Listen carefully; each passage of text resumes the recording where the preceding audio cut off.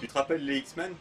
Allez, tu vas pas nous refaire le coup du quiproquo comme pour Batman l'Alliance des héros, Batman la relève, Spider-Man et Sandokan. C'est bon, les spectateurs sont pas des gogoles non plus, ils ont lu le carton-titre. Bon, alors entrons dans le vif du sujet. Bien qu'il en existe techniquement d'autres, pour nous, les X-Men en dessin animé, c'est deux séries. Deux séries qui n'ont rien à voir l'une avec l'autre à part les noms des personnages. Alors, vous allez dire Et vous aurez raison. que vu le principe de notre émission, on devrait plutôt parler de la série des années 90. Comment t'as fait pour... Bon, peu importe. Donc oui, vous auriez raison de penser ça, mais nous on pense que c'est plus intéressant de mettre en parallèle cette bonne vieille série X-Men avec X-Men Evolution. Ce sont deux approches vraiment très différentes d'un même univers et ça fonctionne très bien. Ouais, enfin le filtre nostalgique fait que les gens ont tendance à préférer l'ancienne série. Et ça peut se comprendre, elle est plus dans l'ambiance des comics, plus colorée. Trop coloré. Les personnages font très figurines articulées comme dans Spider-Man. Et c'est guère étonnant vu que ces deux séries sont dans la même lignée. Mais je dirais, encore plus que dans Spider-Man, ça fait une drôle d'impression. Ça donne l'impression que les personnages sont des genres de figurines articulées et que leurs vêtements leur collent à la peau. Tu veux dire comme quand ils sont virtualisés dans... Non, je veux dire comme dans Digimon. Mais les Digimon sont, des Digimon, hein. Oui, bon, je vais dire que dans Spider-Man, on a souvent des scènes ridicules dans ce style-là, où des méchants comme Octopus portent leur tenue moulante de façon très visible sous leur imperméable. Surtout taisez-vous et ne vous faites pas remarquer. Non, encore pire, ils portent aussi leur tenue en prison. Pour des gars comme le Scorpion, ce serait pas surprenant, alors que lui, justement, il a pas son costume quand on le voit en prison. Tu sais, c'est très difficile de dissimuler une laideur aussi horrible que la tienne. Enfin bon, dans X-Men, c'est pas vrai qu'ils sortent jamais de leur combinaison moulante. On n'est pas non plus dans l'Alliance des héros. Mais ils portent quand même leur tenue largement plus souvent que nécessaire. Alors certes, ça a un petit charme kitsch qui n'est pas déplaisant quand on fait des rétrospectives de cette époque-là. Mais entre ça, l'animation un peu bancale et le ton sur-emphatique qui est employé dans la VF... J'irai, je fais toujours ce que je veux. Allez, tu me laisses passer, quoi. Ouais, vous voyez ce que je veux dire? Ça va être dur à prendre au sérieux. Nature, je te donne l'ordre d'obéir. Fais résonner le tonnerre et briller les éclairs. À côté de ça, X-Men Evolution tient plus de Batman la série animée dans le design des personnages. Quand Magneto a besoin d'être en civil, il est vraiment en civil. Et c'est le cas pour tout le monde. Et d'ailleurs, c'était pas possible autrement vu le scénario. C'est valable aussi pour les noms des personnages. Dans X-Men et surtout la VF, ils ont tendance à s'appeler tout le temps par leur nom de code. Cyclope! Jubilé n'est pas là, elle s'est enfuie. Centre de contrôle appelle Cyclope. Hein? Tu me parles? Mais qu'est-ce que tu as? Quand je suis parti en laissant Morph et le Fauve, tu crois que j'ai fait le bon choix? Tornade! Heureusement que tu as pu venir. Dans X-Men Evolution, ils s'appellent tout le temps par leur prénom, ce qui fait que, dans la VF aussi d'ailleurs, certains noms de code comme Diablo ou Shadowcat ne sont pour ainsi dire jamais employés. Du coup, X-Men Evolution n'a pas une identité visuelle très prononcée. Elle est dessinée pareil que beaucoup de dessins animés de cette époque-là. Et même si c'est efficace, faut bien reconnaître que c'est pas très folichon pour une série de super-héros. En même temps, c'est pas tellement des super-héros ni dans un cas ni dans l'autre. La série originale revêt des aspects bien plus grandiloquents qu'Evolution, mais dans le fond, il s'agit essentiellement de conflits à grande échelle ou de luttes plus localisées, mais qui sont toujours centrés sur les personnages, car elles sont souvent liées à la problématique de la persécution des mutants. Je servirai notre cause si je passe au tribunal. Je pourrai alors expliquer mon geste et surtout défendre tous les mutants de la Terre. Mais tu restes un mutant jugé par des humains. Tu n'as aucune chance de te faire écouter.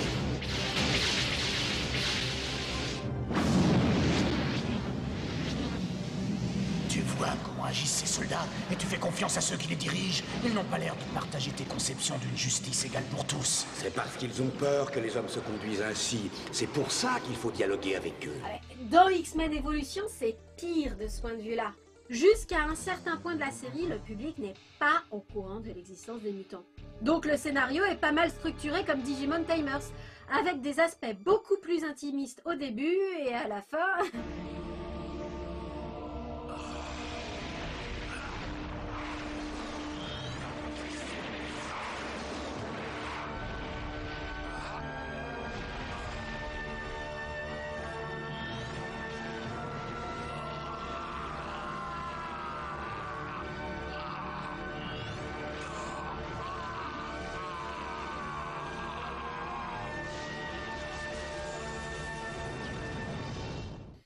moins. Enfin, dans tous les cas, les X-Men sont pas du genre à arrêter les petits criminels. Sauf exception. Et même là, on précise que c'est absolument pas l'objectif des X-Men. Écoute, je pense qu'on devrait garder ça entre nous pour l'instant, d'accord? D'accord. Après tout, on n'est pas prêt de refaire un truc pareil de sitôt. On pourrait dire que la différence fondamentale entre X-Men et X-Men Evolution, c'est que... Vous savez, dans pas mal de séries, comme mettons Code Lyoko, un épisode se constitue de 2 scénarios plus ou moins entremêlés. D'ailleurs, dans Code Lyoko, ils le sont souvent pas tant que ça, contrairement à l'impression qu'on pourrait avoir. Et souvent dans ces séries-là, le scénario principal est celui d'une intrigue continue qui fait intervenir plus d'actions et ou d'éléments surnaturels et ou SF que le scénario secondaire, qui s'intéresse plutôt au développement de la psychologie des personnages, sauf quand c'est l'inverse. Bon ben, dans X-Men, le scénario principal est hypertrophié et le scénario secondaire est, au second plan. On m'a raconté que votre soirée de détente à 2 resterait mémorable. Oh oui, nous avons besoin de vacances maintenant. Et dans X-Men Evolution, c'est le scénario secondaire qui est hypertrophié, et le scénario principal, c'est pas qu'il est pas principal, c'est juste qu'il avance très lentement pour laisser beaucoup de place au scénario secondaire. Et si on a dit ça, on a tout dit. Quand tu veux centrer ta série sur des drames psychologiques, les hauts et les bas de la vie quotidienne et des interactions entre personnages, tu fais comment? Tu dis que tes personnages sont des ados et tu les mets dans un lycée. Exactement. C'est quoi son problème? Oh, rien, elle est un peu sur les nerfs parce qu'elle ne peut inviter personne au bal, vu qu'elle peut toucher personne. Oh. Alors, tu vas y aller avec Duncan? C'est ce qu'il croit. Il a déjà dit ça à tout le monde. Il se pourrait bien qu'il ait une petite surprise. Les X-Men de X-Men Evolution sont presque tous des ados, et les rapports hiérarchiques entre X-Men sont plus ou moins corrélés aux tranches d'âge. Et ça marche très bien. Quand il fait n'importe quoi, ce qui lui arrive dans les comics, donc dans absolument toutes les adaptations, Cyclope a beaucoup moins l'air d'un connard s'il est le jeune adulte chef d'un groupe d'enfants que s'il est le jeune adulte chef d'un groupe de jeunes et moins jeunes adultes. Si vous voulez, dans X-Men Evolution, ça ressemble à une responsabilité trop grosse pour lui, mais qu'il a par défaut. Par conséquent, Scott et Jean, ce sera à vous de veiller sur les autres. Je compte sur vous. Tandis que dans X-Men et dans les films, ça ressemble plus à un privilège qui s'octroie sans qu'on comprenne bien pourquoi. On ne peut plus rien pour nos amis. Comment peux-tu le savoir sans avoir essayé? Tu as peur, hein, avoue-le. Si tu y vas, c'est la mort certaine. Reviens, c'est un ordre! Alors après, évidemment, c'est un style. Tout le monde n'est pas obligé d'être sensible à tous ces mélodrames, et on peut trouver que Scott aurait mieux à faire que jouer au ping-pong avec Duncan lorsque les méchants sont là quelque part à attendre l'horreur pour faire quelque chose de terrible. Jeu, set et match. C'est un style. On peut trouver effectivement que ça fonctionne mieux dans une série comme Jumanji, Code Lyoko ou même Collège Rhinovelos que dans une série sur les X-Men. D'ailleurs, même dans Spider-Man, la série animée qui est centrée sur un personnage connu pour avoir ce genre d'histoire, ils ont pensé que ça marchait pas du tonnerre puisque ça n'y prend vraiment pas une place immense. Alors j'ai bien révisé et j'ai réussi mon examen. Et sans surprise, X-Men adopte le même point de vue que Spider-Man. Les intrigues secondaires qui sont indispensables pour que du Marvel soit du Marvel sont franchement reléguées au second plan. Il faut dire que les personnages sont tellement designés anatomiquement pour être dans des tenues moulantes pour combattre les méchants que s'ils avaient opté pour l'approche de X-Men Evolution, ça aurait fait un peu comme si on faisait jouer Cyrano en théâtre de marionnettes avec des G.I. Joe et des Transformers.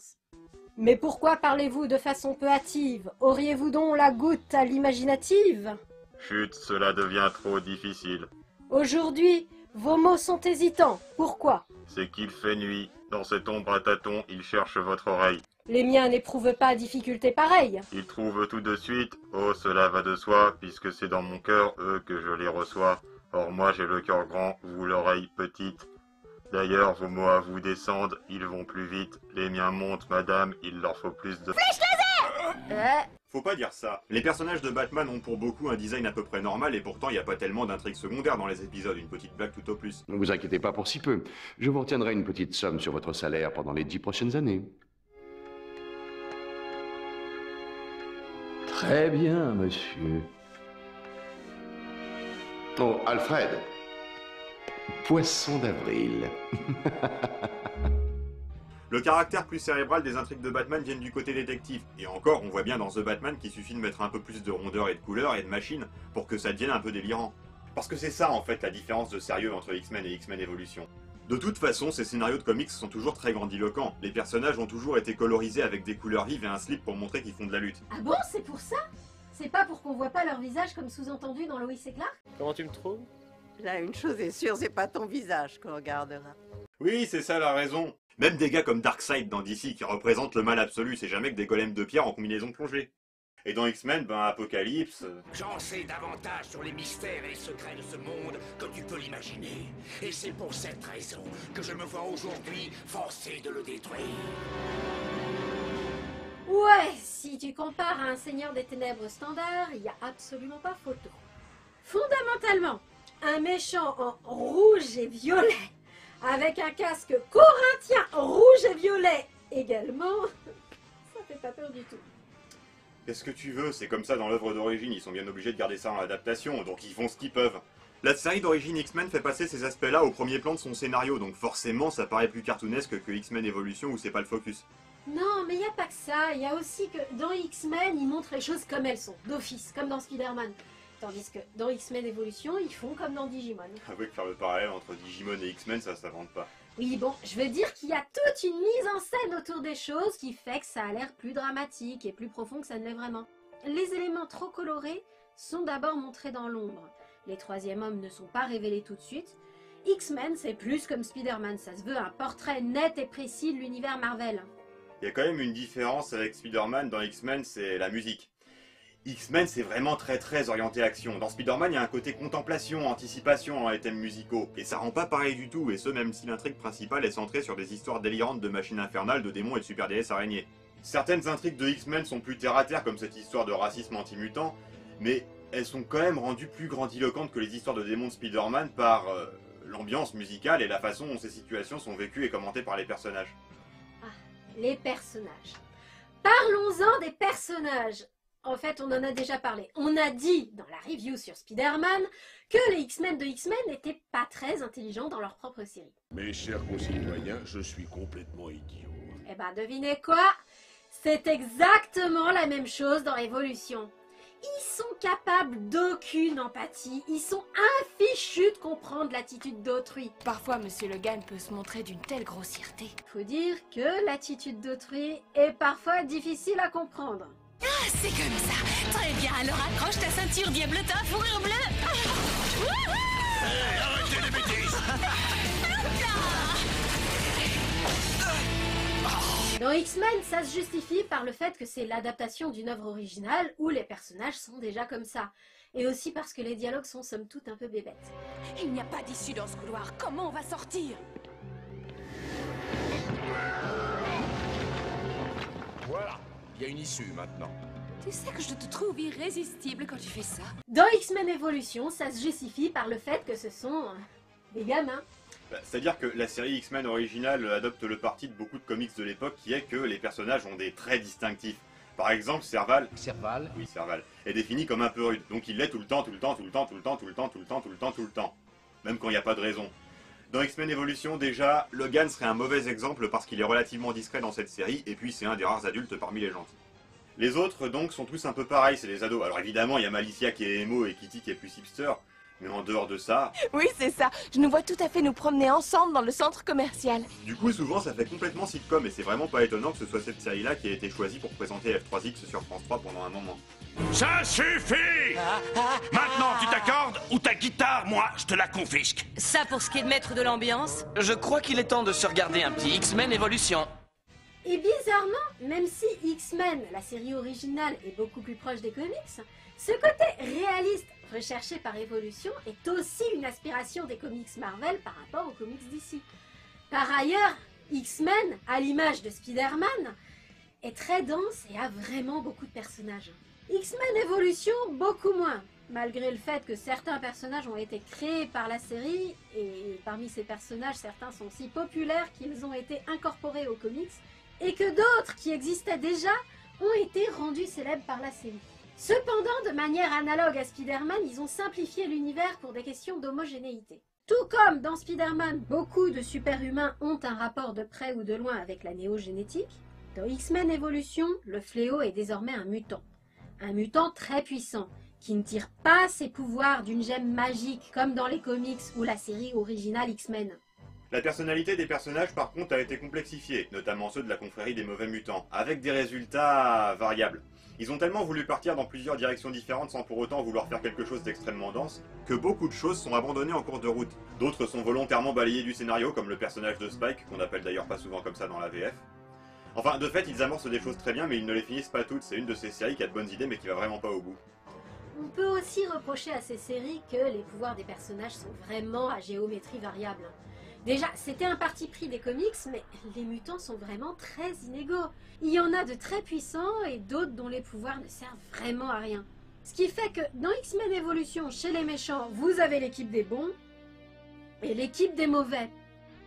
Alors, c'est rendu acceptable par l'ambiance vie quotidienne au lycée qui se prête pas aux démonstrations de force permanente et où les méchants doivent être plus une nuisance qu'une véritable menace pour l'humanité. Mais quand même, c'est un peu comme la Team Rocket dans la majorité des saisons de Pokémon. Une fois de plus, la Team Rocket décolle vers d'autres cieux. Au revoir et bon vol. Ça finit par être franchement saoulant. Ce qu'il y a aussi, c'est que l'étendue du pouvoir de chaque mutant dépend surtout des exigences dramatiques du scénario. Tu peux nous téléporter sur la terre ferme? Oui, bien sûr. Je te mime la scène, ça fera boum, petit splash. C'est pas plus gênant que ça, c'est une règle basique de la fiction, et c'est un peu comme les points de vie dans... Non mais effectivement, c'est moins constant que dans des séries comme Batman ou Spider-Man, où le héros est systématiquement désavantagé pour une raison X ou Y, et doit battre son adversaire en l'attirant dans un piège ou en profitant d'une occasion. Une qui change pas tellement d'une série sur l'autre, par contre, c'est Tornade. Il faut dire que dans les deux cas, elle n'a pas un rôle si important que ça dans l'ensemble de la série, et sa backstory est similaire dans les deux cas. Faut dire aussi qu'avec le fauve Wolverine et Xavier, c'est la seule parmi les gentils à rester adulte dans X-Men Evolution. Il y a Angel aussi. Ouais, lui il a un rôle à peu près aussi important que dans X-Men 3. Oui bon, ça va, j'ai aimé X-Men 3, moi, peu importe si Angel il sert pas à grand chose. Mais en parlant d'X-Men 3, on voit à certains éléments graphiques et certains éléments conceptuels que X-Men Evolution est pas mal inspiré des films X-Men qui étaient sortis à l'époque, c'est-à-dire, surtout le premier. Enfin, c'est difficile de trancher là-dessus. D'un côté, certains personnages sont clairement faits pour ressembler à leur équivalent dans les films, mais d'un autre côté, la thématique du film, notamment sur le racisme anti-mutant, est beaucoup plus proche de ce qu'on peut trouver dans X-Men la série originale, du moins si on regarde les premières saisons des deux séries. Comme les gens ignorent l'existence des mutants jusqu'à un point assez tardif de X-Men Evolution, la thématique du rejet par la société n'est pas abordée. Ce qui n'empêche pas que les mutants doivent se cacher pour préserver ce statu quo, ce qui finit par se solder d'un échec. Bref, vous l'aurez compris, ces deux séries souvent comparées sont complètement différentes, avec une qui fait résolument série de super-héros des années 80-90 et l'autre qui est tout à fait années 2000. Elles présentent des similitudes du fait qu'elles sont adaptées des mêmes comics, mais elles n'appartiennent pas du tout au même genre. Pour autant, X-Men Evolution n'oublie pas son prédécesseur. D'ailleurs, les deux génériques, sans être identiques, sont étrangement similaires.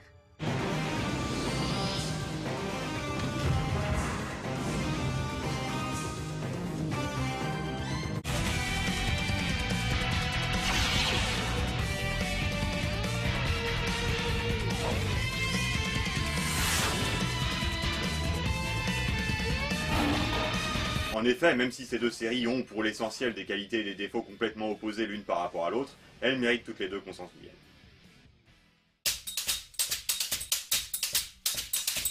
Content de te revoir, mon ami. Tu nous as manqué. Ce crabier est à lui? Sacha, 4 jeunes dresseurs ont quitté le Bourg-Palette pour leur quête de Pokémon. Mais Régis et toi, vous avez gagné le plus de badges et j'en suis fier. Mes recherches sont exactes, ce mélange ne devrait pas être détonnant. Mais qu'est-ce qui a bien pu te rendre... Mes pouvoirs? J'ai fait semblant de l'écouter et de me tenir tranquille en attendant ce moment. Warren Worthington. Celui qui vole avec les ailes d'un ange. Un voyageur dans le temps, tout comme toi. Tu ne peux pas arrêter l'épidémie comme tu le voulais. Bruce, ce n'est guère facile, mais je vais être direct. Comme vous le savez, la ville s'apprête à passer un contrat de marché public pour la reconstruction de l'hôpital pour enfants. Il faut lui apprendre qui est le chef ici, si tu veux bien, mon cœur. Oui, un affreux accident de laboratoire m'avait transformé en monstre, tout comme Ben. Mais maintenant, je trouve que je suis agréable à regarder. Et très franchement, je vous assure que ça change la vie. Tout ce que je désire le plus au monde, c'est que tout mon peuple soit heureux de vivre ici. Bienvenue dans le désert, la plus harmonieuse des demeures. Regardez comme l'infini est beau. Il ne manque qu'une chose, un grand verre d'eau. M'épanouir? Comment voulez-vous que je m'épanouisse avec une tête pareille? Oui, je dormais bien, jusqu'à ce que Monsieur Mime décide de me réveiller. Et si on fabriquait un vrai robot? Mon père a plein d'objets disponibles qu'on peut utiliser. Toi, la maîtresse des éléments, je te demande de lâcher cet enfant tout de suite.